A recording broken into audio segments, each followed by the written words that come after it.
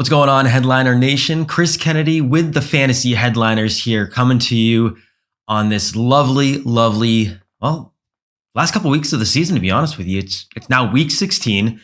And for some of you, you're going to be competing in your Fantasy Football League championships this week. For others, unfortunately, you'll be watching from the sidelines. And then there are the other lunatics that, you have week 17 matchups.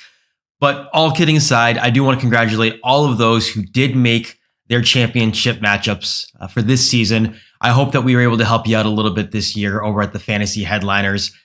And for those of you who didn't make the championship round, don't look to 2021 just yet, because we do still have a few weeks left of DFS action. Before we get into the picks, though, I do want to congratulate the winner from last week's contest, the _Indian24. Question that I posed to everybody was, what is your favorite holiday cookie? And their response was, my favorite cookie is a cookie.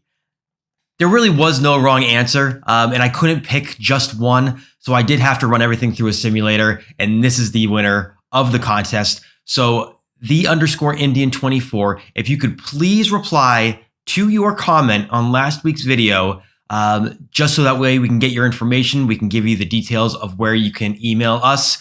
And that way you can pick your prize of either a free 2021 draft guide or a 1-month free MVP Patreon subscription.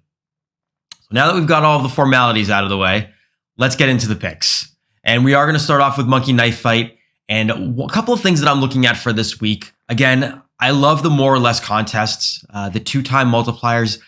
It's a safer way to help you really build a bankroll, and then you can kind of worry about playing some of the higher stake games going forward. So for this week, we're going to go with a couple of quarterback matchups. First one we have this week is Patrick Mahomes against the Atlanta Falcons. Now this matchup here, he has an over-under of 329.5 passing yards. And where the Falcons are one of the worst defensive secondaries in the league, I absolutely love this matchup for him. I think he's going to in a smash spot where he's going to be able to exceed this 329.5 mark and help you at least get halfway to your goal here. The other half of the goal is going to be Deshaun Watson. Now he's going up against the Cincinnati Bengals. They've been very stingy against the pass this year, giving up just about 240 to 245 passing yards a game.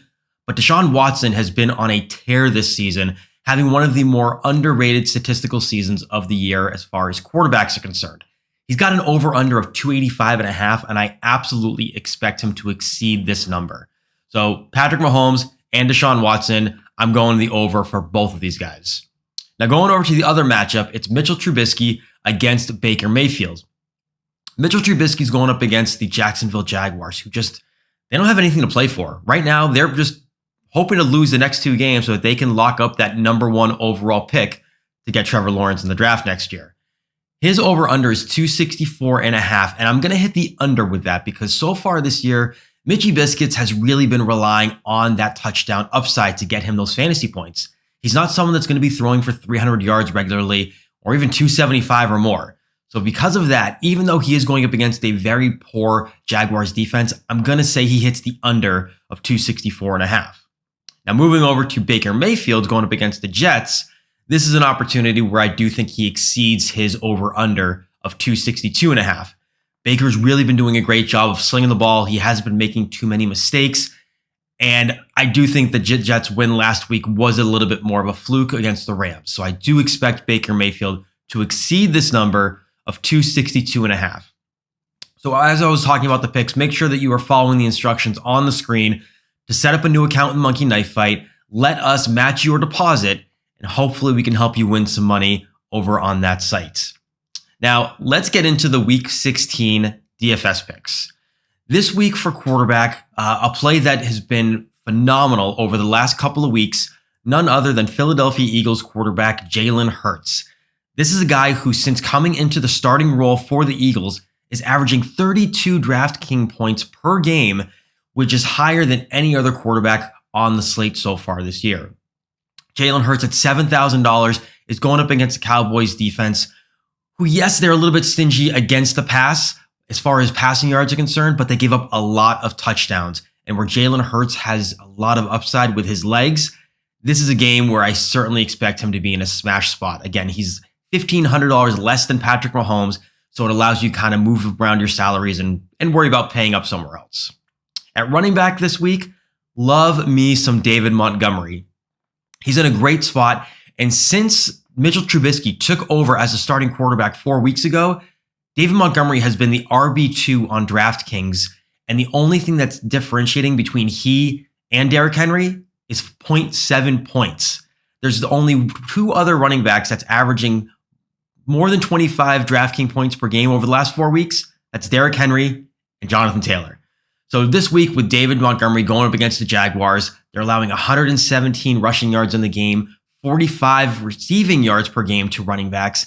And this is an area where David Montgomery has really thrived this year as opposed to last year, is he's being involved a lot more in the receiving game. So it certainly makes him more of a versatile running back.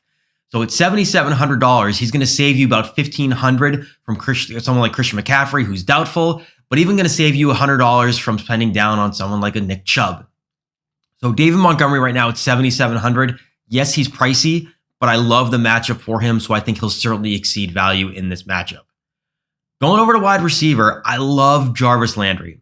He's $6,900.